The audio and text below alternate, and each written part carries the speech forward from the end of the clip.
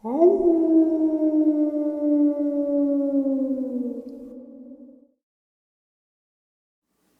greetings and salutations, everyone. I hope everyone is doing well today. Today I have an update. Before we get into this update, a couple links I'd like to share. As you know, I rely on Patreon, my PayPal, and my merch store to help the channel to continue to grow and go. Those links are in the description below.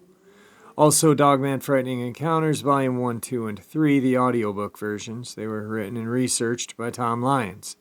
Narrated and produced by me, Jeffrey Nadolny. They are available on Audible, Amazon, and iTunes. The links to those are also in the description as well. Now, everyone, I have taken too much of your time. Let's get on with today's upload. Shall we? Alright guys, so for about 2 months I have discussed the Cocke County, Tennessee 522 Jimtown Road incident. And it involves Tony Ahrens, Amber Miller, and Charles Owensby. The law is claiming that Charles Owensby's dogs were the ones that savagely ripped apart Amber Miller and Tony Ahrens. Now, talking to Jane the other day, she had been attacked by a Mastiff. The newspaper is claiming that it was a cane corso or cane corsos that were involved in it. I think they used the dog cane corso because they knew how big they were and what people view large Mastiff-like dogs as. They view them as a predator, not a pet. Well, Owensby, if you looked at any of the pictures in the newspapers or the news at all, they weren't cane corsos. They were possibly a mix between a bull terrier and something, or a boxer and something. Definitely not a cane corso. We're talking a 90-pound dog, if that, to a 200-pound dog. I'll refresh everybody's memories quick and then get into some of the update. This case starts on April 1st of 2021. On April 17th, 2021, Cocke County authorities released preliminary details regarding a body found on April 1st near the intersection of Jimtown Road and Carnation Way. Charles Owensby of Carnation Way told Deputy Sergeant Heath Willis he found a male body near his mailbox at 12:40 a.m. Sergeant Willis said the body has been identified as Tony Allen Ahrens, 52, Love Park, Illinois. The body appeared to have been partially devoured by an animal. The Chief Cocke County Deputy C.J. Ball said an autopsy is being conducted to determine the cause of death, as well as to determine what type of animal was involved. Newport Patrol Officer Jesse Burgess recognized the victim as Ahrens, and investigators say they located an individual who had talked to the victim at 9:30 p.m. prior to the body being found. So there's a 3-hour gap. Tony Ahrens spoke to somebody at 9:30. This body was located at 12:40. That means between 9:30 and 12:40, actually earlier than 12:40, because the discovery was made at that point. So we're talking, I'm not even going to say a 3-hour window, because a 3-hour window would be wrong, because we don't know if this happened right after he got off the telephone with the person he was speaking to. And we don't know if it ended right before his body was discovered, which would be 3 hours and 12 minutes. We have a window of about 2.5 hours. I'm being gracious on that. And this man's body was just put through the ringer. So, like I said, 2 hours, 2.5 hours for this attack to happen. August 3rd. An attack caused the death of 52-year-old Tony Aarons, according to an autopsy report from Knox County Regional Forensic Center. According to the report, Aarons died of multiple animal-induced injuries. Aarons' death was ruled an accident. The medical examiner determined. The body of Tony Aarons was found near his property on April 1st after his body was found unresponsive and suffering from multiple injuries. The autopsy revealed Aarons had multiple animal-induced injuries, including punctures, lacerations, contusions, torn veins, and the loss of his left arm. Whether this was one animal or more than one and what type is unknown, the autopsy reads. The autopsy disclosed paw marks and blood were found on the ground near Aarons' body. Now, for that little piece of information, I jumped ahead till August 3rd for that autopsy part. August 3rd, yeah. April 18th, a day after the 17th article came out, they talked about the body being partially devoured. Partially devoured. Now, if you sit back and think about something, think about what Jane said during her 2 attacks. Now, and I've also interviewed a couple other people that have had some pretty crazy animal attacks just to show, hey, we've been attacked seriously by a dog. This is not a dog attack. 2.5 hours. This guy was partially devoured. His arm was torn off. Just torn apart. Lacerations across his body. And the person that called was Charles Owensby. Well, if he had anything to do with it, why the hell would he call? Now, I know some people, the naysayers and the world we live in today, wow. There's always a critic.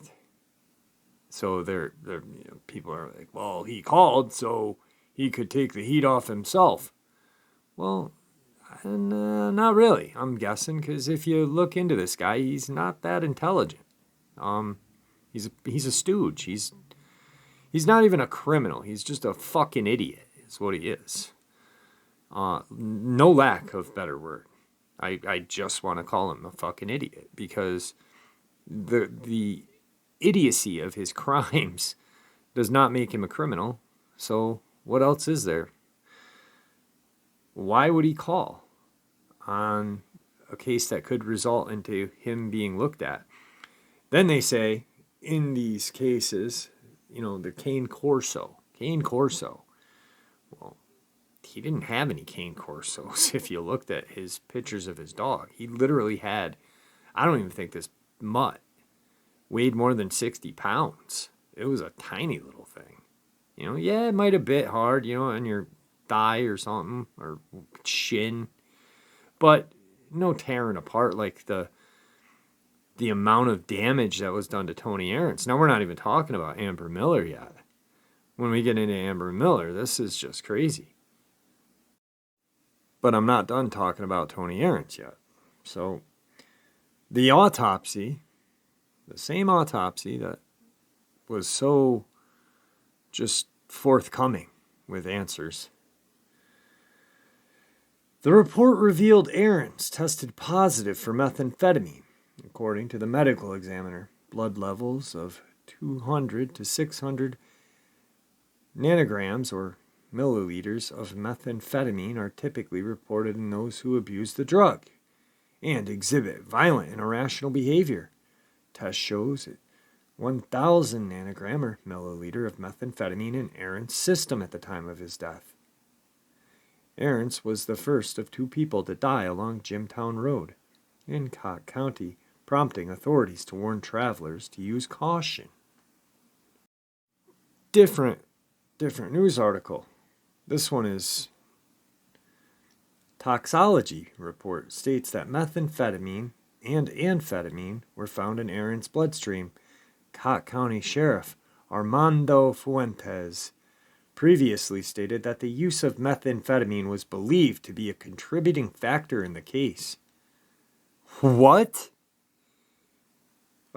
Sheriff Armando Fuentes, with your pink tutu and your AR-15 picture, are you shitting me?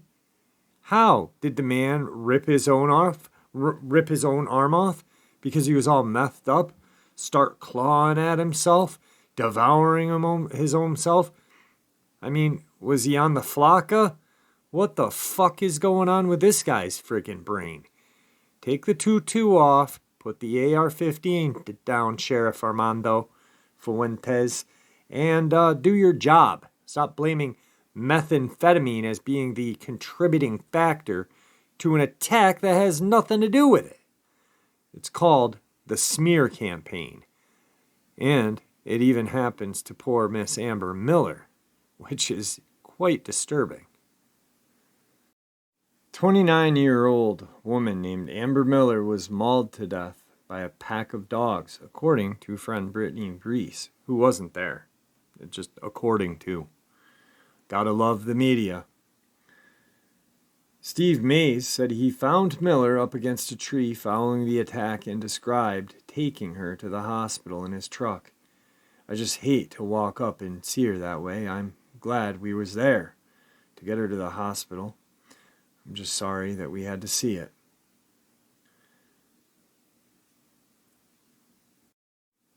Then Brittany Reese said Miller suffered countless bites on July 12th and went under several surgeries.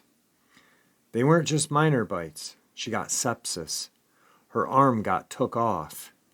We figured she might lose an arm, but not her life. The next day, her life had been taken. I'm not laughing at the fucking disgusting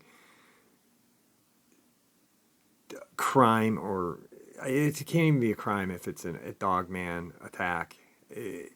But I'm laughing at how the media portrays people. I doubt that this woman even said it like that, but they literally, they make these people look like idiots, like Steve Mays. I just hate to walk up and see her that way. I'm glad we was there. And then this poor girl whose friend just died, they weren't just minor bites. She got sepsis. Her arm got took off. Like, the media is supposedly our friend, so why wouldn't they just like auto-correct this? It's very simple. You can do it on your computer. There's a toolbox that says auto-correct. But, once again, it's to make the public look dumb. So now another article talks a little bit more of the severities. The second victim, 29-year-old Amber Miller, was attacked on July 12th, according to report. She was found on 522 Jimtown Road asking for help. 3 dogs were spotted around Miller, licking the wounds where she had been attacked. Witnesses were able to take her to the hospital, where medical staff described her injuries as severe, noting her calf was ripped off and her arms were barely attached to her body, the report says. Now, that's a long way away from having a couple of major bites, getting sepsis, and getting an arm taken off. That's pretty friggin' extreme, if you ask me, in the differences. Now, remember how I was discussing how the smear campaign they did on Mr. Tony Aarons? Well, they used that as well for poor Amber Miller, which is just absolutely disgusting. The methamphetamine case, Tony Aarons, but it continued. Tony Aarons was reportedly homeless, living under a 19th century railway bridge near the scene of his death. though he was locally employed. Well, he fell on hard times, so you gotta fucking rub it in. The guy's dead, you know. Thanks, media, for being a mega asshole. Amber Miller was reportedly raised by her grandparents after her father, Robert Scott Miller, 26, a 5-year Cocke County deputy sheriff, was on October 11th, 1994, shot dead while helping an FBI apprehend 2 fugitives. Both Amber Miller and her mother, Cindy, struggled later with substance abuse and were occasionally arrested. Amber was charged in 2018, most seriously, in January of 18, charged with 3 counts of child abuse neglect after calling to tell Cocke County Sheriff's Office that the first one of her children and then another had stopped breathing and that she was having trouble herself. The Morristown Tribune, Miller told officers she was taking Suboxone and also breastfeeding. She failed a subsequent test for amphetamines, methamphetamine, buprenorphine, and MDMA. Subsequent to that, both Amber and Cindy appeared to have turned their lives around. Well, if they did, why the fuck are you bringing it up? That makes no sense. This poor girl. She's in the prime of her life, man. There's no reason to bring it up. No reason whatsoever to bring someone's dirty laundry up when you're trying to crucify another guy for a crime that he didn't commit by making an idiot look like an even bigger idiot because these 2 other idiots got attacked. But they're idiots too, because one lives under a bridge and one's dad was a cop who was murdered during a case. Is this making any sense? Is the media our friend? No, they are not our friend. They aren't even the wolf. What they are is the conveyor belt bringing us to the wolf. They're the ones putting the blinders on us. So then we get this. Summarized. Investigators learned Miller's injuries occurred on or near Owensby's residence at 522 Carnation Way, Newport, just off of Jimtown Road. On July 19, 2021, Mulder continued, a forensic team from the Tennessee Bureau of Investigation gathered as evidence from Owensby's residence and property. A few days later, he was interviewed. On the 28th of 2021, around 6 in the morning, sheriff's deputies executed a search warrant at the residence of Owensby's ex-wife in Edwina County, an unincorporated hamlet, about 4.5 miles south of 522 Carnation Way. Well, why? Why not focus on where the crime happened? Nope, because you know what, there may be clues. Owensby's ex-wife, Cecilia, who divorced him in 2015, is a pharmacist in Morristown, Tennessee, about 20 miles north. In 1994, she shot a 34-year-old man named Everett Woodley at the 522 Carnation Way address. A non-fatal shooting ruled an accident. What's the point of bringing that up? Arrested for marijuana and released on a $1,000 bond, Charles Owensby was arrested at the scene for possession of marijuana, and an aggressive dog was taken into custody. If you look in the newspaper about that aggressive dog, you will see how aggressive that dog looks. It's pretty much posing for the picture. It's not snarling. It's not doing anything. So then they dig up another dog that was that had died a couple months earlier. They dig it up for DNA. They test the neighbor's dog for DNA. They have not had any positive results or reports.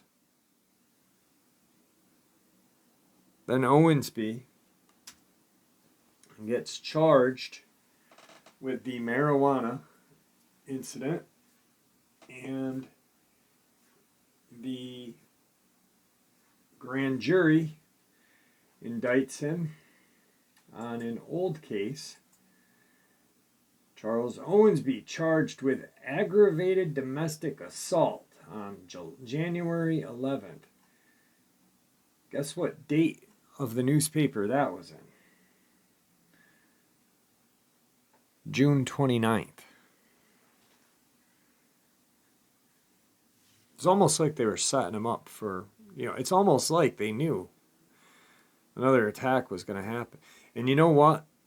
There hasn't been anything in the papers, the news reports, nothing for a full month. 4 weeks of silence, 4 weeks of nothing. The police department have sealed their lips.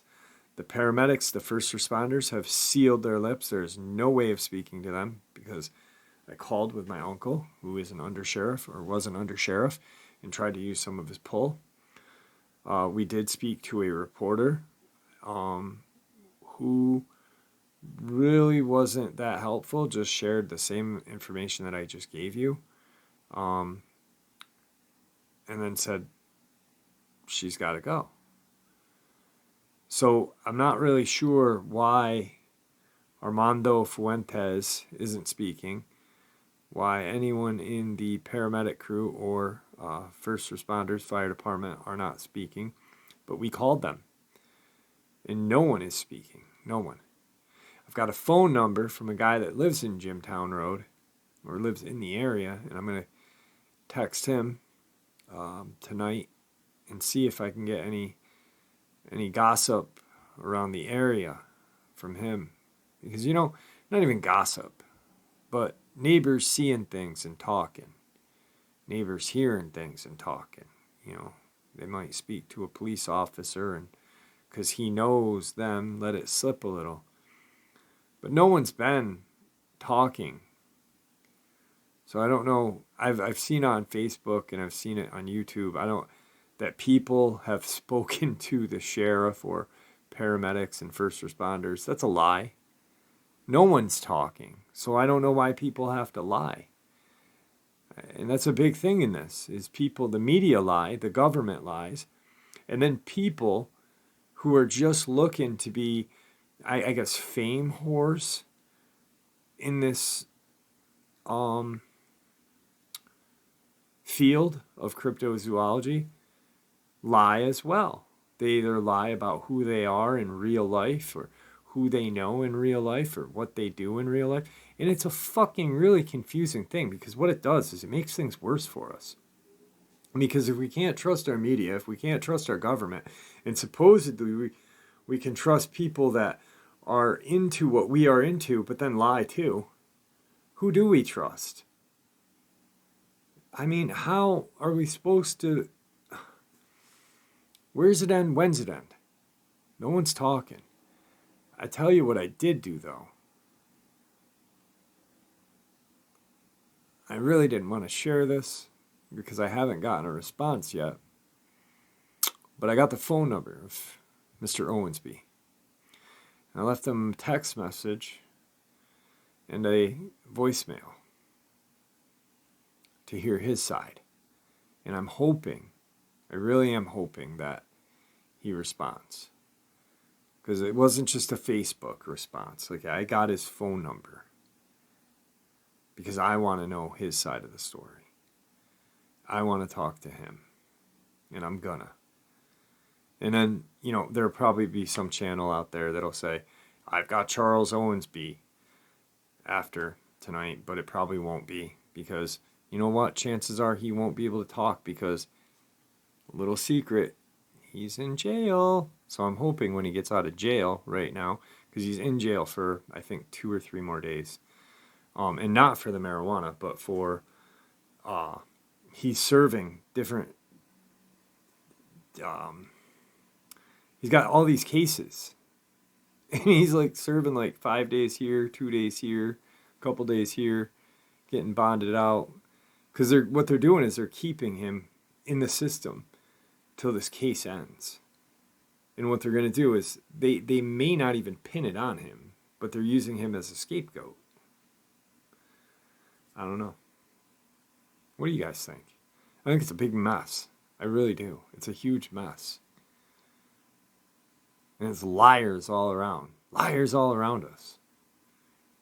And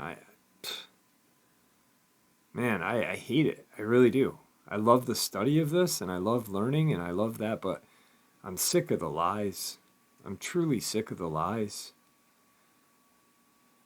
People in this field claiming that they're ex-police officers when they were court liaison officers. People claiming to be special forces or PMC, private military contractors, and this and that, when they probably couldn't even pass a field, track and field, in high school. It's fucking disgusting. I've never once claimed that I was something else. I'm just a freaking single dad living in upstate New York in a 2-bedroom apartment with fucking an illness and severe neuropathy. And all I want to do is bring you guys the truth and find it for myself so I can keep myself, you guys, and my kids safe. Anyway, be safe.